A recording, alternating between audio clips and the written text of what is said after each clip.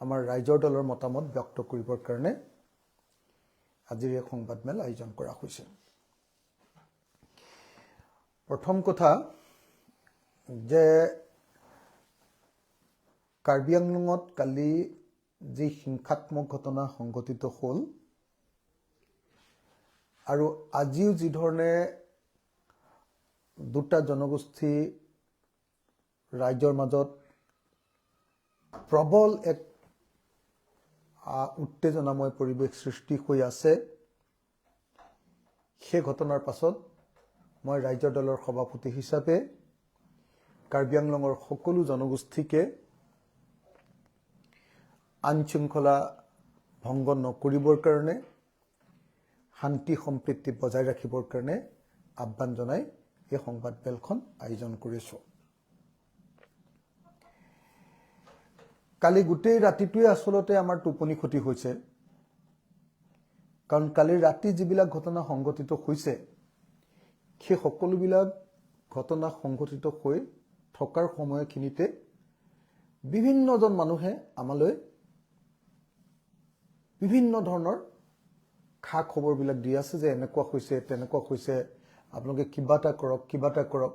সেইকাৰণে যোৱা ৰাতি প্ৰায় 1-1.5 মান বজাত মই অসমৰ মুখ্যমন্ত্ৰী হিমন্ত বিশ্ব শৰ্মা ডাঙৰীয়া, অসমৰ চিফ ছেক্ৰেটাৰী ৰবি কোটা ডাঙৰীয়া আৰু অসমৰ ডিজিপি হৰমিত সিং ডাঙৰীয়ালৈ কালি ৰাতি 1-1.5 মান বজাতে স্মাৰক পত্ৰ প্ৰেৰণ কৰিছোঁ।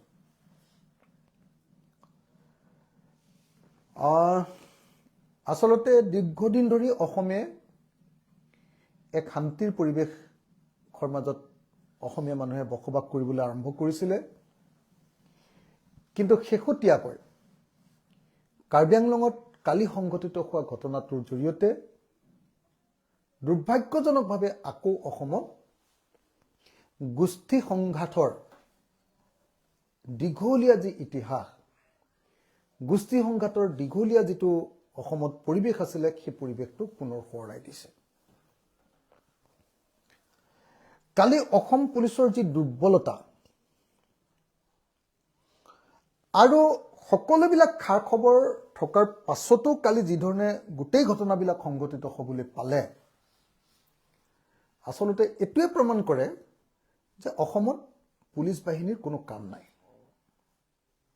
অসমৰ গৃহ বিভাগ কালি সম্পূৰ্ণৰূপে ব্যৰ্থ হৈছে।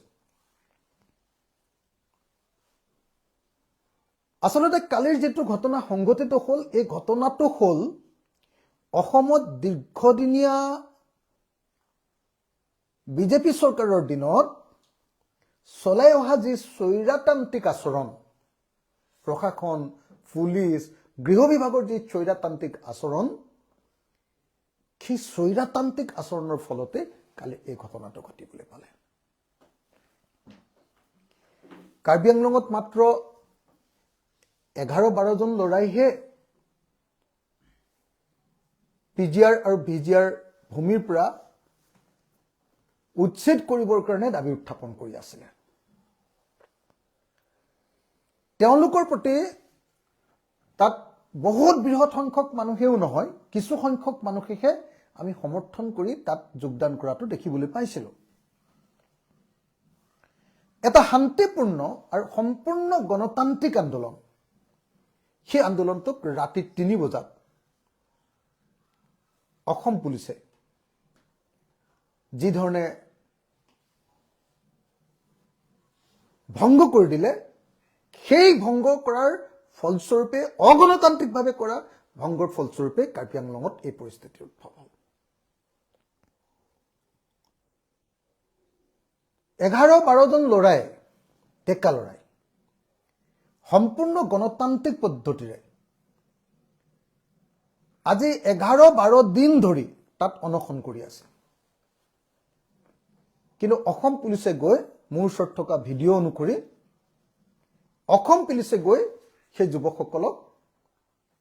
ঠেলা হেঁচা, গতিয়া গতি, অসভ্য মাত মাতি তেওঁলোকক ৰাতিৰ ভিতৰত উঠাই লৈ আনিছে, যাৰ ফলস্বৰূপে মানুহ উত্তেজিত হৈছে আৰু যাৰ ফলস্বৰূপে পৰৱৰ্তী সময়ত সেই উত্তেজনাই এটা ভয়ংকৰ বিস্ফোৰিত ৰূপ লৈছে। অতি দুৰ্ভাগ্যজনক ঘটনা যে 12-13 দিন অনশনত বহি আছে, অথচ অনশন কৰা ঠাইৰ পৰা মাত্ৰ 12 কিলোমিটাৰ দূৰত কাৰ্বি আংলং স্বায়ত্তশাসিত পৰিষদৰ CEM জনে বহি লৈ তাত আপোনাৰ মন কি বাত অনুষ্ঠান আয়োজন কৰিছে, অথচ আন্দোলনকাৰী ৰাইজৰ মাজলৈ, আন্দোলনকাৰী যুৱকসকলৰ মাজলৈ এবাৰ যোৱা নাই। আৰু আন্দোলনকাৰী যুৱকসকলৰ মাজলৈ নগৈ প্ৰশাসনে কি কৰিছে, সেইদিনা ৰাতিয়ে 3 বজাত তেওঁলোকে সেই যুৱকসকলক আন্দোলনৰত শান্তিপূৰ্ণভাৱে আমৰণ অনশনত বহি থকা, হাংগাৰ ষ্ট্ৰাইকত বহি থকা যুৱকসকলক তেওঁলোকে ৰাতি 3 বজাত জোৰ জবৰদস্তি কৰি তাৰ পৰা উঠাই লৈ গৈছে। আমি দেখিছিলোঁ যে তাৰ পৰৱৰ্তী দিনা ৰাতিপুৱা 3টা বজাত যেতিয়া উঠাই লৈ গ'ল, কালি দিনৰ ভাগত তাৰ স্থানীয় ৰাইজে পথ অৱৰোধ কৰিছিলে। কাৰণ সেই পথেদিয়েই CM তুলিৰাম ৰংহাং ডাঙৰীয়া গুৱাহাটীলৈ যাব লাগিব বা ওলাই যাব লাগিব, কিন্তু ৰংহাং ডাঙৰীয়াই সেই পথেৰে আহি ৰাইজৰ মুখামুখি হোৱাৰ পৰিৱৰ্তে বেলেগ পথেৰে আঁতৰি যোৱাৰ কাৰণে মানুহবিলাক উত্তেজিত হৈ গ'ল বুলি কোৱা হৈছে। আৰু তাৰ পাছত তুলিৰাম ৰংহাং ডাঙৰীয়া ঘৰৰ পিনে চোচা লৈছে। আচৰিত কথা, মোক তাৰ স্থানীয় সাংবাদিক আৰু স্থানীয় ৰাইজে জনোৱা অনুসৰি যে যিসকল মানুহ তুলিৰাম ৰংহাং ডাঙৰীয়াৰ ঘৰলৈ গৈছো বুলি ছচিয়েল মিডিয়াত তেওঁলোকে ঘোষণা কৰি গৈছে, অথচ পুলিচে ৰাস্তাত তেওঁলোকক ৰখাই দিয়া নাই। ছচিয়েল মিডিয়াত ঘোষণা কৰি গৈছে যে আমি তুলিৰাম ৰংহাঙৰ ঘৰলৈ গৈ আছো, কিন্তু তাৰ পাছতো তুলিৰাম ৰংহাঙৰ ঘৰৰ প্ৰটেকশ্যন দিব পৰা নাই। এফালেদি শান্তিপূৰ্ণ গণতান্ত্ৰিক আন্দোলনকাৰীৰ ওপৰত পুলিচৰ বৰ্বৰ অত্যাচাৰ, আৰু আনফালেদি পুলিচে CEM জনৰ অৰ্থাৎ কাৰ্বি আংলং স্বায়ত্তশাসিত পৰিষদৰ মুখ্য মানুহজনৰ ঘৰটোকে তেওঁলোকে নিৰাপত্তা প্ৰদান কৰিব পৰা নাই। এফালেদি আন্দোলনকাৰী মানুহবিলাকৰ প্ৰতি অপব্যৱহাৰ, আৰু আনফালে নিজৰ চৰকাৰৰ মুৰব্বীজনক সুৰক্ষিত কৰিব নোৱাৰাৰ এই দুৰ্বলতাৰ কাৰণে আমি দেখিছোঁ যে এই ঘটনা সংঘটিত হ'ল। আমি যুগ যুগান্তৰ দেখি আহিছোঁ যে মানুহে যেতিয়া এনেকৈ আন্দোলন কৰে, তেতিয়া বিজেপি চৰকাৰখনে সদায় আন্দোলনকাৰীৰ লগত আলোচনা নকৰি এনেকৈ জোৰ জবৰদস্তি অনশনৰ পৰা মানুহ উঠাই লৈ গুচি যায়। কিন্তু যিহেতু কাৰ্বি আংলঙৰ সেইটো ট্ৰাইবেল ছ'চাইটি, আৰু তেওঁলোকৰ কিবা এটা ঘটনা ঘটিলে গোটেই মানুহখিনি একেলগতে ওলাই আহে, তাৰ ফলস্বৰূপে এই দুৰ্ঘটনা সংঘটিত হ'বলৈ পালে। কালি যিবিলাক দেখিলোঁ যে কালিতো মোটামুটি ধৰণে আমি দেখিবলৈ পালোঁ যে কালি খেৰণী বজাৰখন প্ৰায় বেছিভাগ অংশই কোনোবা দুষ্কৃতিকাৰীয়ে জ্বলাই দিছে। আৰু দুষ্কৃতিকাৰীয়ে খেৰণীৰ যেতিয়া বজাৰখন জ্বলাই দিছে, তেতিয়া কিন্তু পুলিচে সেই দুষ্কৃতিকাৰীসকলক প্ৰতিৰোধ কৰিবৰ কাৰণে তেওঁলোকে যাতে সেইটো কৰিব নোৱাৰে তাৰ কাৰণে কোনো ব্যৱস্থা গ্ৰহণ কৰা নাই। জুই জ্বলোৱাৰ পাছতে পুলিচে তাত টহল দিছে। মোৰ ওচৰত যিবিলাক ভিডিঅ' আছে তাত একদম পাব্লিকে, ৰাইজে অতি স্পষ্টভাৱে পুলিচক গালি দিছে, অতি স্পষ্টভাৱে তাত পুলিচক গালি দিছে যে তোমালোকে যেতিয়া ঘৰ জ্বলাবলৈ মানুহ আহিছিলে তেতিয়া তোমালোকে কিয় আমাক প্ৰটেকশ্যন নিদিলা। আৰু তাৰপিছত মই নিজে ভিজুৱেলটো দেখিছো যে বহু সময়ৰ পাছত ঘৰবিলাক জ্বলি মোটামুটি কিছুমান ঘৰ শেষ হৈ গৈছে, দোকানবিলাক। বহু সময়ৰ পাছত ফায়াৰ ব্ৰিগেড আহিছে, কিন্তু ফায়াৰ ব্ৰিগেড আহি 5 মিনিটমান পানী মাৰোতে ফায়াৰ ব্ৰিগেডৰ পানী নাইকিয়া হৈ গৈছে।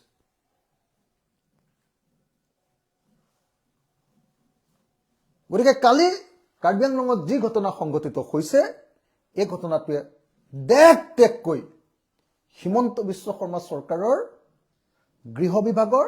বা পুলিচৰ সম্পূৰ্ণ দুৰ্বলতা প্ৰকাশ পাইছে আৰু সেইকাৰণে আমি একেটা সময়তে সকলো ৰাইজকে সকলো শ্ৰেণীৰ ৰাইজকে সকলো জনগোষ্ঠীৰ ৰাইজকে শান্তি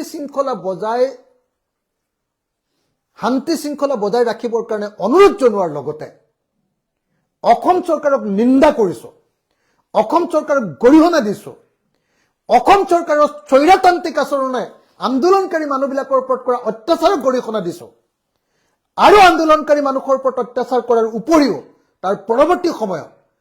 যেতিয়া দুষ্কৃতিকাৰীয়ে দোকান বা ঘৰ জ্বলাইছে তাক প্ৰতিৰোধ কৰিব নোৱাৰাৰ কাৰণে তাক মানুহক সুৰক্ষিত কৰিব নোৱাৰাৰ কাৰণে জীৱন আৰু সম্পত্তি সুৰক্ষিত কৰিব নোৱাৰাৰ কাৰণে আমি এই অসম চৰকাৰক গৰিহণা দিছো নিন্দা কৰিছো আৰু সেই নিন্দা আৰু গৰিহণা কৰি কালি ৰাতি 1:30 বজাতে মই অসম চৰকাৰলৈ স্মাৰকপত্ৰ প্ৰদান কৰিছো ৰাইজৰ দলৰ সভাপতি হিচাপে স্মাৰকপত্ৰত আমি স্পষ্টভাৱে কৈছো যে সাংঘাতিক ধৰণে উত্তেজনা চলি আছে আৰু সেই উত্তেজনা বিয়পি যোৱাৰ সম্ভাৱনা আছে গতিকে চৰকাৰে ৰেপিড ফোৰ্স দি তাৎক্ষণিকভাৱে মানুহৰ মাজত চলা এই সংঘাতক পৰা ঠাইখনক বচাব লাগে আৰু তাৎক্ষণিকভাৱে মানুহক সুৰক্ষিত কৰাৰ ব্যৱস্থা গ্ৰহণ কৰিব লাগে আনহাতে লগতে আমি এটোও কৈছো যে যি দাবীৰ ভিত্তিত সেই আন্দোলন হৈছিল সেই আন্দোলনকাৰীৰ লগত তৎকালীনভাৱে আলোচনা কৰিব লাগে যদি কাৰ্বি মানুহৰ লগত তেওঁলোকৰ নিজৰ ভূমি সুৰক্ষিত কৰিবলৈ কৰা এটা শান্তিপূৰ্ণ গণতান্ত্ৰিক আন্দোলনকাৰীৰ লগত আলোচনা কৰিবৰ কাৰণে তুলিৰাম ৰংহাং প্ৰস্তুত নহয় 14 দিন বহি থকাৰ পাছতো 13 দিন বহি থকাৰ পাছতো 13 ঘণ্টা 13 মিনিট বহাৰ পাছতে আসলতে আলোচনা হ'ব লাগে 13-14 দিন বহি থকাৰ পাছতো আলোচনা হোৱা নাই আৰু অসমৰ মুখ্যমন্ত্ৰীয়ে যি অসমত সদায় খিলঞ্জীয়াৰ কথা কৈ থাকে সেই খিলঞ্জীয়া কাৰ্বি মানুহে ভূমিপুত্ৰ অসমৰ প্ৰথম আদিবাসী কাৰ্বি মানুহে যেতিয়া আন্দোলন কৰিছে সেই আন্দোলনকাৰীসকলক মাতি আনি তেওঁ আলোচনাত বহিবৰ কাৰণে কিয় সময় নাই মুখ্যমন্ত্ৰীৰ গতিকে অচিৰে সেই আন্দোলনকাৰীসকলৰ লগত আলোচনাত বহিবৰ কাৰণে মই দাবী উত্থাপন কৰিছো যিসকলৰ ঘৰ আৰু দোকান জ্বলাই দিয়া হৈছে যাৰ গাড়ী আৰু মটৰচাইকেল জ্বলাই দিয়া হৈছে তেওঁলোকক সম্পূৰ্ণৰূপে ক্ষতিপূৰণ দিবৰ কাৰণে মই অসম চৰকাৰৰ ওচৰত দাবী উত্থাপন কৰিছো আৰু ৰাইজক মই বিনম্ৰতাৰে হাতজোৰ কৰি অনুৰোধ কৰিছো যে শ্ৰদ্ধেয় ৰাইজ আপোনালোকে কোনেও উত্তেজিত নহব আমি জাতি আৰু জাতিৰ মাজত কাজিয়া লগাৰ জৰিয়তে সংঘাত লগাৰ জৰিয়তে কেতিয়াও কোনো সমস্যাৰ সমাধান নহয় আমাৰ যি আন্দোলন সেই আন্দোলন চৰকাৰৰ বিৰুদ্ধে হ'ব লাগে আৰু চৰকাৰক বাধ্য কৰি আমাৰ যি দাবী আছে সেই দাবী পূৰণ কৰিবৰ কাৰণে চেষ্টা কৰিব লাগে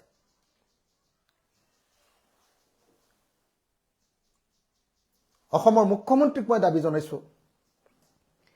তৎকালীনভাৱে কাৰ্বি আংলঙৰ এই গোষ্ঠী সংঘাত বন্ধ কৰিব লাগে দীৰ্ঘদিন ধৰি আমি বিটিএডিত সেই বিটিসি এলেকাত এনেকুৱা ধৰণৰ সংঘাত বহুত দেখিলো অসমৰ বিভিন্ন ঠাইত এনেকুৱা ধৰণৰ সংঘাত অনেক দেখিলো আৰু অনেক সংঘাত শেষ হৈ যোৱাৰ পাছত অসমখন শান্তিপূৰ্ণ হৈছিলে আকৌ হিমন্ত বিশ্ব শৰ্মাৰ হঠকাৰিতাৰ কাৰণে আকৌ হিমন্ত বিশ্ব শৰ্মাৰ দুৰ্বলতাৰ কাৰণে আকৌ হিমন্ত বিশ্ব শৰ্মাৰ স্বেচ্ছাচাৰী মনোভাৱৰ কাৰণে আৰু অসমৰ জনগণৰ প্ৰতি সন্মান প্ৰদৰ্শন নকৰাৰ কাৰণে পুনৰ এনেকুৱা গোষ্ঠী সংঘাতৰ পৰিৱেশ গঢ়ি উঠিছে আৰু এই পৰিৱেশ কলিতে নাইকিয়া কৰিবৰ কাৰণে মই চৰকাৰক দাবী উত্থাপন কৰিছো এই চৰকাৰৰ ব্যৰ্থতা আৰু এই ব্যৰ্থতা সৰু সুৰা ব্যৰ্থতা নহয় মই ভাবো যে এনেকুৱা ডাঙৰ ব্যৰ্থতাৰ পাছত অসমৰ মুখ্যমন্ত্ৰীয়ে গৃহমন্ত্ৰী হিচাপে পদত্যাগ কৰিব লাগে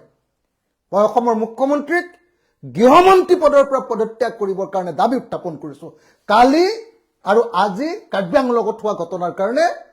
মই অসমৰ মুখ্যমন্ত্ৰীক গৃহমন্ত্ৰী পদৰ পৰা পদত্যাগ কৰিবৰ কাৰণে দাবী উত্থাপন কৰিছো ধন্যবাদ